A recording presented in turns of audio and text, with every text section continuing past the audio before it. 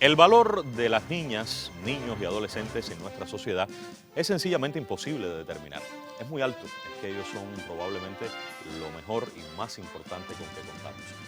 Descuidar la responsabilidad que corresponde a cada uno de nosotros con ellos trae consecuencias incluso a veces que son irreversibles para ese menor de edad. Cuando yo digo cada uno me refiero primero a la responsabilidad de los padres, de la familia, al entorno de ese niño o niña, a la escuela, a las instituciones, a todas las instituciones de la sociedad sin excepción. Cuando existen olvidos de la importancia y de la prioridad que debemos dar a los menores de edad, olvidos que pueden ser voluntarios o no, conscientes o inconscientes, con malicia o sin ella, el niño o la niña es quien más va a sufrir, es quien cargará las peores consecuencias. A él o a ella estaremos haciendo sin dudas el mayor daño. De esos lamentables descuidos de los adultos con los menores, de los delitos muy graves que pueden configurarse, de sus consecuencias, de la ineludible responsabilidad que nos asiste, vamos a hablar en esta oportunidad. Acompáñenos, ya comenzamos.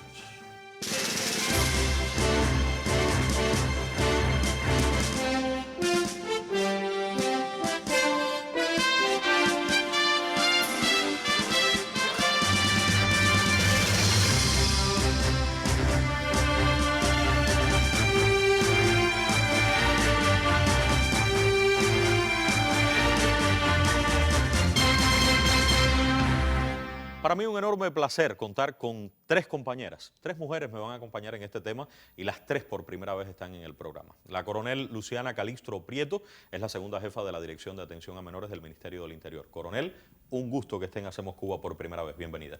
Un saludo para usted y para todos los televidentes. Está también con nosotros la teniente coronel Noemí Morales Girola, jefa del Centro de Protección a Niñas, Niños y Adolescentes del MININ aquí en La Habana. Teniente coronel, bienvenida también. Muchas gracias por la deferencia de invitarnos al programa. Y se suma Lai Trujillo González, es fiscal jefa de la Dirección de Protección a la Familia y Asuntos Jurisdiccionales de la Fiscalía General de la República. Fiscal, también un gusto que esté en Hacemos Cuba. El gusto es nuestro y la posibilidad de informarle al pueblo. Está claro que la responsabilidad sobre los menores es de todo el mundo, pero quisiera preguntar, en el caso del MININ y la Fiscalía, ¿qué les toca concretamente a ustedes? Sabemos históricamente que existe en el MININ, yo escuchaba antes mucho el órgano de menores, ahora dirección de menores, pero lo cierto es que hay un grupo de personas en el Ministerio del Interior que se dedican específicamente al trabajo con los menores. ¿Qué es lo que hacen? ¿Qué les corresponde a ustedes? Eso es correcto, Humberto. Comenzar explicando que es una oportunidad que nos hayas invitado al programa y decir también que hay que resaltar que este contexto se realiza en el Día Internacional de la Infancia a desarrollarse el 1 de junio. Decir también, destacar que es una voluntad política del Estado cubano en cumplir con los postulados en la Convención de los Derechos del Niño, la Constitución de la República y el Código de la Familia recientemente aprobado. En consonancia con ello, la Dirección de Atención a Menores, como órgano especializado del Ministerio del Interior, tiene como prioridad máxima la protección, como bien decía usted, a los niños, niñas y adolescentes que resultan víctimas de delitos, así como desarrollar la protección a los menores comisores de hechos que la ley tipifica como delito y accionar sobre su familia. Ahora, ¿cómo están organizados ustedes para eso? ¿Tienen estructuras hasta los municipios, a nivel nacional? En las para ello se organiza desde nivel nacional, sí, provincial, municipal, con alcance a los consejos populares. Se estructura también con unidades de prevención y trabajo comunitario en representación de los oficiales de menores a nivel de todos los territorios del país. Los centros de evaluación, análisis y orientación, las escuelas de formación integral y los centros de protección, como usted explicaba al inicio, a niñas, niños y adolescentes, de la cual la compañera que nos acompaña en el día de hoy, sí, pues podrá explicar con mayor detalle. Porque usted habló de escuelas, habló de centros de evaluación, pero también centros de protección. Protección a niñas, niños y adolescentes. Teniente coronel, usted dirige el centro de aquí de La Habana. Sí. ¿En qué consiste? ¿Qué es lo que hacen ustedes? Bueno, el centro nuestro, los centros de protección a niñas, niños y adolescentes son encargados de atender a todos los niños, a todos los menores de edad que resultan víctimas de delitos. O sea, de esta forma los protege.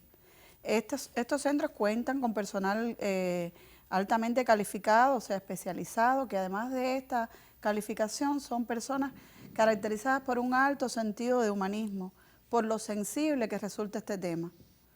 Hay que decir que antes de que se crearan los centros en el año 2005, el niño asistía acompañado de su representante legal a la unidad de la policía y era explorado en reiteradas ocasiones. O sea, tenía que darse... ¿El niño iba a la policía? ¿Lo llevaban a la policía? Sí. Ya eso no pasa hoy. El niño puede ir a la policía, pero para eso hay un oficial de menores encargado allí de aislarlo de ese medio. Pero lo ideal es que esté con ustedes entonces. El niño asiste a nuestro centro como forma de protección y allí logra emitir su testimonio por única vez, que se graba en audio y video. Vamos, yo le propongo profundizar en solo instantes en lo que hacen ustedes ahí, qué delitos, qué niños, cómo funciona, porque creo que es un tema sobre el que no he escuchado hablar mucho. Creo que sería sumamente interesante. Bueno, fiscal, y la fiscalía, o sea, la fiscalía que está en tantos temas, en tantos asuntos, concretamente en el caso de los menores, ¿qué le toca a la fiscalía hacer? Bueno, la Fiscalía General de la República le da máxima prioridad a la atención y la protección integral de las personas menores de edad. Para ello, por supuesto, debemos estar partiendo del artículo 86 de la Constitución. Ahí lo estamos viendo, artículo 86 de la Constitución. El artículo 86 de la Constitución establece que el Estado, en este caso la Fiscalía es un órgano del Estado, la sociedad y la familia brindan especial protección a los niños y adolescentes, al desarrollo armónico de los menores de edad.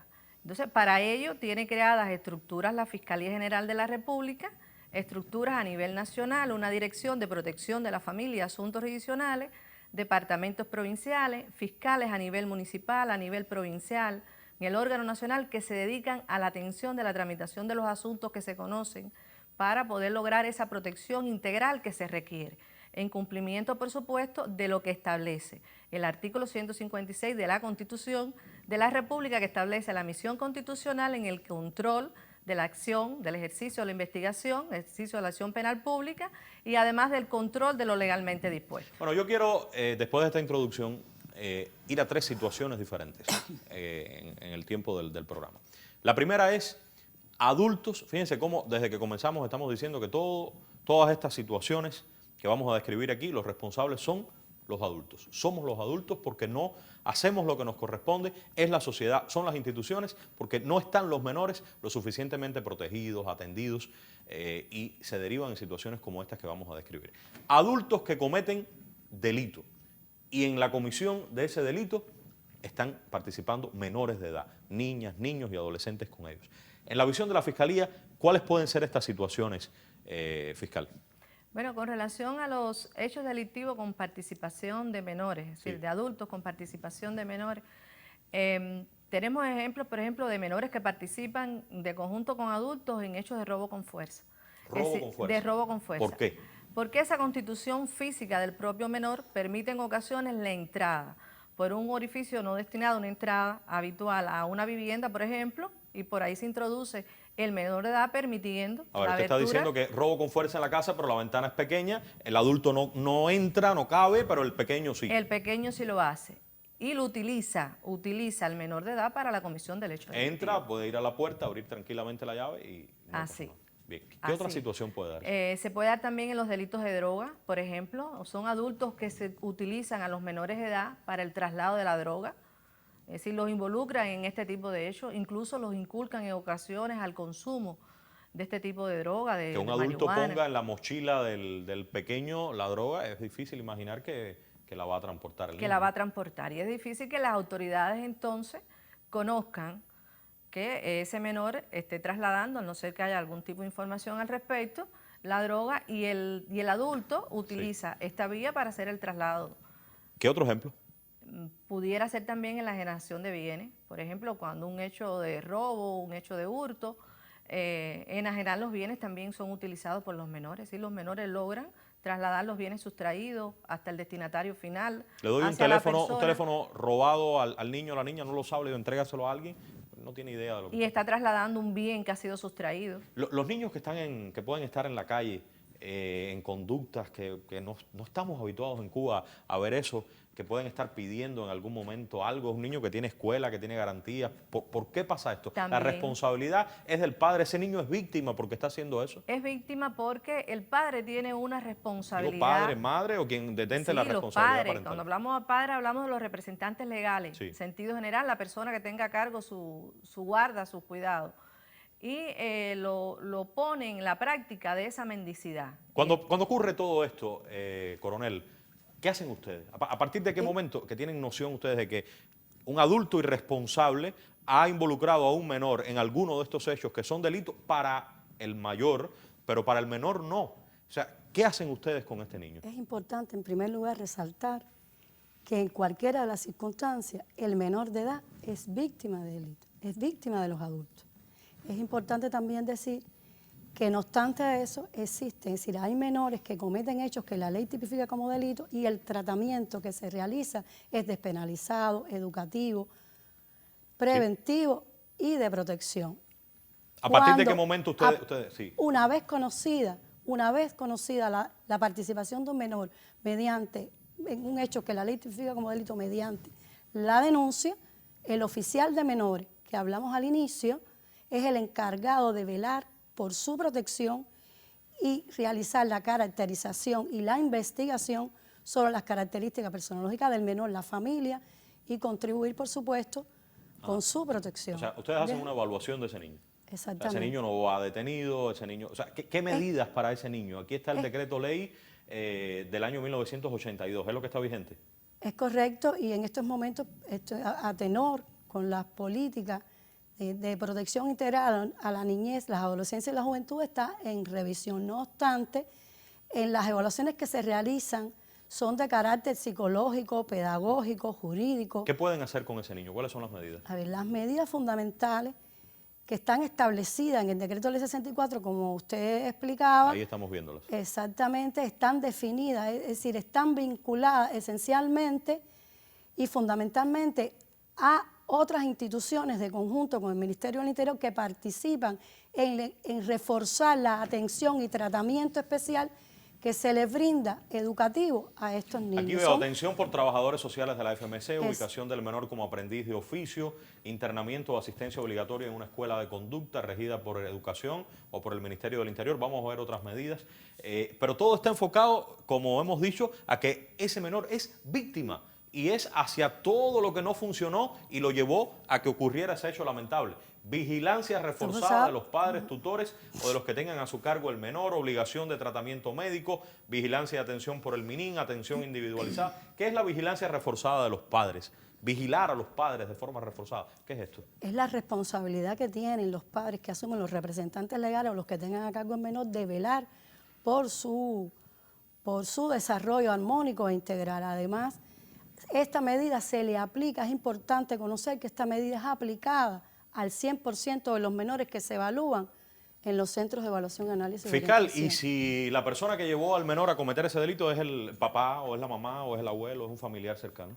Responde, y el Código Penal vigente, que recientemente fue modificado, reforzó las medidas jurídicos penales vinculados con los parientes, con los representantes legales, con las personas que tienen a cargo a los menores de edad y que lo involucran en hechos delictivos. Es decir, se establecen sanciones severas, sanciones que van desde los 2 años hasta los 30 años. 30 años. 30 años de privación de libertad, y también se considera la privación perpetua. También la privación de perpetua. libertad. Aquí veo el delito, otros actos contrarios al desarrollo integral de las personas menores de edad. Hay un delito propio para esto. Hay un delito propio que se corresponde con esa responsabilidad en el cumplimiento de las obligaciones paterno-filiales que tienen los representantes legales de los menores de edad.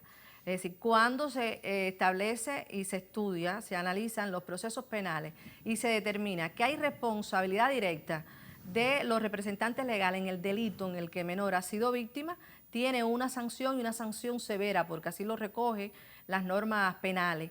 Pero cuando se determina que no están vinculados con un hecho delictivo, pero que hay incumplimiento de esas obligaciones que dieron lugar a la comisión, a las causas y condiciones, entonces se Claro. procede a levantar este tipo de En de otras delitos. palabras, el papá o la mamá, quien tiene al niño o a la niña, no fue quien cometió el delito, pero eso fue a las 3 de la mañana y estaba con alguien. ¿Con quién estaba? ¿Por qué estaba ahí? ¿Cómo lo permitió? ¿Cómo controla el niño que está en la calle a esa hora? No, directamente no puedes demostrar que fue la persona, pero ¿cómo es posible si tú tienes la responsabilidad sobre esa niña o niño? Bueno, primer caso, primera situación, adultos que cometen delitos e involucran a menores, los menores son víctimas de esos adultos. Hay un tratamiento en un decreto ley vigente con medidas que tienen sobre todo un corte preventivo, un corte profiláctico, donde intervienen varias instituciones y la política penal es muy severa para esos adultos que involucraron al menor. Ahora, hay otro tema que yo creo que tiene que ver con usted muy directamente, Teniente Coronel. Y son los menores víctimas, pero ya no víctimas porque participan en un delito, sino víctimas porque ese delito incide directamente en ellos. ¿De qué hablamos ahí, coronel, en este tipo de situaciones? Bueno, en este tipo de Teniente situaciones, coronel usted. Ajá. sí, es cuando se vulneran los derechos de estos niños, derechos que están recogidos en el artículo 5 del Código de las Familias, que se refieren, fundamentalmente se violan los derechos de su elección, o sea, a la protección de su cuerpo, de elegir, decidir sobre su sexualidad, la protección a su privacidad. Sí. También ellos o sea, resultan víctimas de algunas tipicidades delictivas de carácter sexual, por ejemplo, corrupción de personas menores de edad, el ultraje y acoso sexual, la agresión sexual, el abuso sexual. Estos niños asisten a nuestro centro y allí se les realiza una entrevista que se graba por única vez en audio y video, como le explicaba anteriormente, y puede ser visionada durante todo el proceso por todas las partes que participan, dígase los jueces, los fiscales, los abogados de la defensa y de la víctima, los instructores penales. ¿Qué pasa de acuerdo a lo que ustedes han analizado, Teniente Coronel? ¿Qué falla en una familia cuando ocurre un hecho de este tipo? ¿O eso es casual? ¿De acuerdo? O sea, cuando un niño es objeto de una violación, de un abuso de esta naturaleza, de hechos tan despreciables, fundamentalmente es una cuestión de que falló también todo este sistema que estamos explicando debe operar cuando el menor llega a la comisión del delito con un adulto, o esto es diferente. ¿Cómo ustedes ven el fenómeno? Bueno, en el caso de estos delitos, explicar que estos son delitos en soledad, primeramente, y que son delitos que ocurren en cualquier medio, o sea, no ocurre solamente en un medio disfuncional u hostil, puede ocurrir en cualquier medio, por tanto los padres deben estar alertas de sus hijos. Aquí es una de las primeras fallas. ¿Alertas de qué? Alertas. Alertas, por ejemplo, a dónde asisten a sus niños, a dónde van, con quiénes se reúnen, en qué horario están en la calle, como usted explicaba ahorita, de que están fuera del lugar en horario tarde en la noche. Además de eso, el exceso de confianza con personas allegadas, porque estos delitos ocurren generalmente con personas cercanas a la víctima. Sí. Sí, con personas conocidas, porque el agresor sexual utiliza como mecanismo el acercamiento a la familia, obtener confianza de la familia y del niño, de manera tal que pueda acceder a él. ¿El niño da señales de que esto está ocurriendo? Sí, como no. ¿Qué señales puede dar el niño? El o la niño niña? puede dar varias señales y los padres, sin que sea un alarmismo, debemos llamar la atención en cuanto a eso, que deben estar atentos a las señales que dan sus hijos. ¿Cuáles? Señales como, por ejemplo, cambios bruscos en el comportamiento, una afectación en la esfera de la sexualidad, o sea, que puedan adelantar, realizar tocamientos en edades tempranas, realizarse tocamientos. También puede ser que bajan el rendimiento escolar. También hay indicadores o señales físicas que pueden ser, por ejemplo, una alerta es en cuanto al embarazo en la adolescencia. Otras señales físicas pueden ser lesiones que puedan tener o secreciones en sus genitales, que pueden ser una forma de obtener o de tener una ITS. Los niños y las niñas cuando llegan ahí con ustedes suelen contar la verdad, lo que pasó. O el agresor suele controlar incluso eso, tener un dominio sobre el niño o la niña. Sí, a pesar de que el agresor utiliza como mecanismo muchas veces la amenaza o la coacción, o les dice que no pueden hablar de lo que les ha sucedido, en la generalidad los niños abordan lo que ha sucedido y dan detalles. Para eso hay especialistas, como le decía anteriormente, hay psicólogos, pedagogos, defectólogos, juristas, sociólogos, que trabajan en función de que el niño logre abordar todo lo que le ha sucedido. ¿Y si quien hace esto es el padre o la madre? Por supuesto, tienen la responsabilidad penal ante la misma responsabilidad que tiene un... Pero es más difícil para ustedes ahí, que hable incluso el niño y llegar a la verdad de lo que pasó. Claro, por supuesto, porque hay un compromiso afectivo. Quiere decir que al niño le cuesta trabajo hablar de la figura que para él supuestamente debe ser quien lo cuida, y penosamente o lamentablemente ha sido también a su vez el comisor de ese hecho delictivo. ¿Pero ustedes tienen las herramientas para llegar a la verdad? Sí, por supuesto, tenemos las herramientas, los métodos, la preparación, como les decía, de los especialistas, para lograr que ese niño vaya dando, luego de una preparación psicológica, de una relajación en un entorno que es favorable para él, un entorno que tiene juguetes, que tiene animales afectivos, que es una casa donde las personas trabajamos vestidos de civiles para que el niño no se sienta cohibido de hablar. Pero son oficiales del Ministerio del Interior. Somos oficiales todos del Ministerio del Interior. No es el Ministerio del Interior que muchas veces se intenta, por parte de los enemigos, decir que es, ¿no? No, para nada. Nosotros hacemos un trabajo, ya le decía, muy humano, con mucho amor, para que los niños logren hablar y logren sentirse cómodos hablando de algo tan traumático que les sucedió. Y por supuesto garantizamos que posteriormente reciban un acompañamiento y un seguimiento para lograr su estabilidad emocional. Son víctimas, sin duda alguna. Víctimas, puramente. Fiscal, ¿ustedes están aquí? ¿Participan en todo? Sí, participamos en el control de la investigación, en esa diligencia de intrusión que se realiza, esa exploración que se realiza en estos centros en el país y en otros centros que también están destinados para esto, participa el fiscal allí. Tercer elemento, y es el último que quiero abordar. Quisiera que usted viniera, por favor, fiscal, conmigo. Menores de edad, niñas, niños, adolescentes, que se vinculan al trabajo. La pregunta es la siguiente. ¿Puede una niña, un niño, un menor de edad trabajar en Cuba? ¿Es legal eso? No, no lo es. El artículo 66 de la Constitución de la República lo prohíbe. Prohíbe el trabajo para niños, niñas y adolescentes. O sea, la respuesta es no. Aquí está. Se prohíbe el trabajo de las niñas, niños y adolescentes. Y un trabajo noble, un trabajito que no tenga mucho, no exija mucho esfuerzo. No, tampoco. ¿No hay excepciones? Bueno, hay excepciones relacionadas con aquellos adolescentes graduados de la enseñanza técnico-profesional, como recoge el propio artículo 66 de la Constitución. El Código de Trabajo también está y el Código de diciendo Trabajo la prohibición establece también la prohibición porque tiene como principio la prohibición del trabajo infantil. Si estamos en un área infantil, de un parque de diversiones, voy a pensar en los ponis, por ejemplo, están montando los niños. Si el que cobra es un niño, para que se entienda mejor con los niños que están montando el pony. No. ¿Es ilegal eso? Es ilegal, es ilícito. Viola lo que está establecido en la Pero, Constitución. ¿y si es una forma de gestión no estatal? Es para todo, es decir, lo que se recoge en la Constitución es de cumplimiento, para todo. Es decir, para la gestión, para el sector no estatal, es decir, los nuevos actores económicos, y para el sector estatal. ¿Y si el niño lo que está es en su bicicletica y está vendiendo pan? Diciendo panadero, de forma inocente. Este niño, ven, te compro el pan. ¿No hay problema con eso? Está ejerciendo una actividad, es decir, laboral, de trabajo, que está prohibido en las normas, que no entra dentro de la excepcionalidad que se recoge en las normativas vigentes. ¿Ese niño es víctima también? También lo es. ¿De quién es víctima? De la familia. ¿Por qué? Porque la familia tiene la responsabilidad de ese desarrollo armónico, de ese disfrute de su derecho.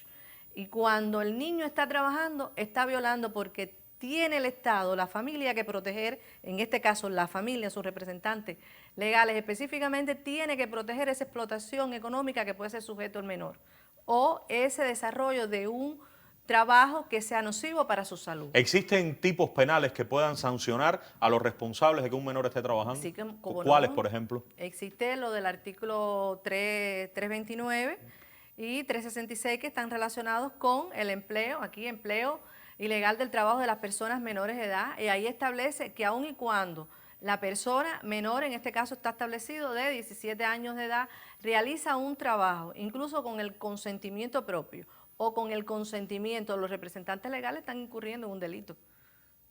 ¿Qué hacen? ¿Qué pueden hacer ustedes, coronel? ¿Tienen participación o pueden tener cuando tengan nociones de que un menor de edad está trabajando y que ya sabemos que es ilegal en cualquier forma? Es claro, nosotros participamos como parte del sistema de prevención estatal, de conjunto con los organismos de la Administración Central del Estado, de Educación. Tenemos la responsabilidad de realizar acciones en función de garantizar la protección y que no sucedan y que no empleen a los menores en este tipo de actividad. Aquí está hablando el Código de Trabajo Forzoso u Obligatorio. Muy seria esta figura también. También.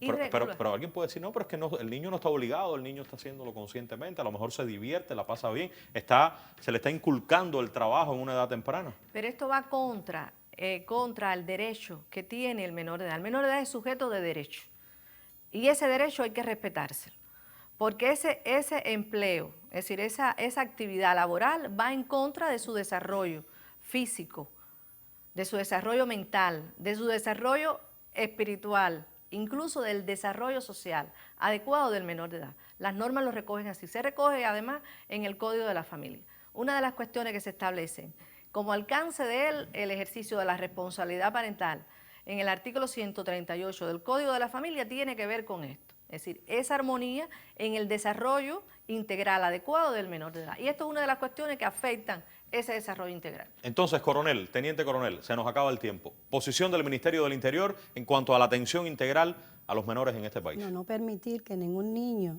niña o adolescente sea empleado para cualquier forma con ánimo de lucro, violencia física o psicológica. Es decir, nosotros ratificamos la máxima de tolerancia cero ante estos temas y no dar cabida y que no quede impune ningún adulto que emplee a alguno de los menores en alguna práctica de esta índole. De esta naturaleza. Teniente coronel.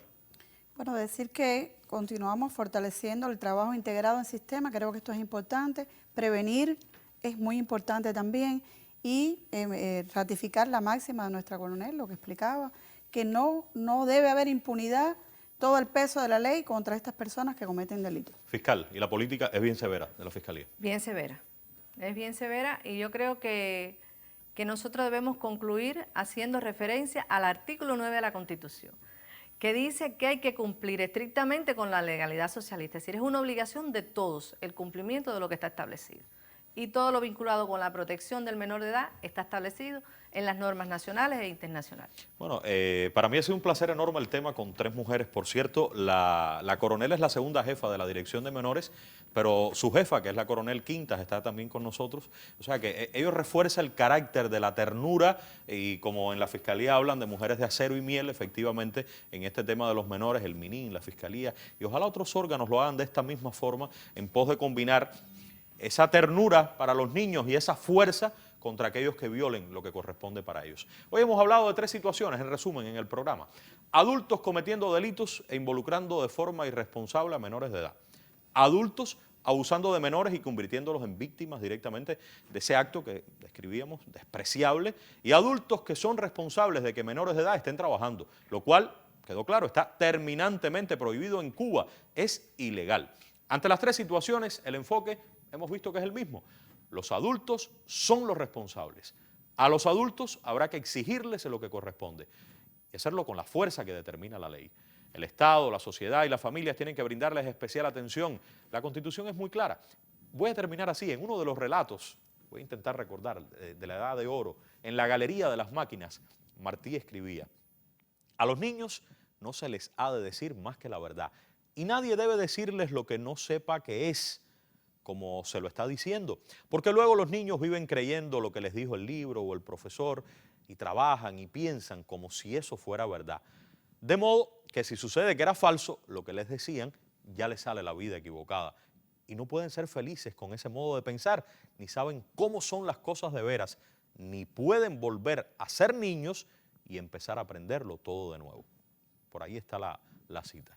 No hay dudas, son nuestra responsabilidad. No podemos fallar en eso. Muchas gracias a todos y a todas. Regresaremos muy pronto.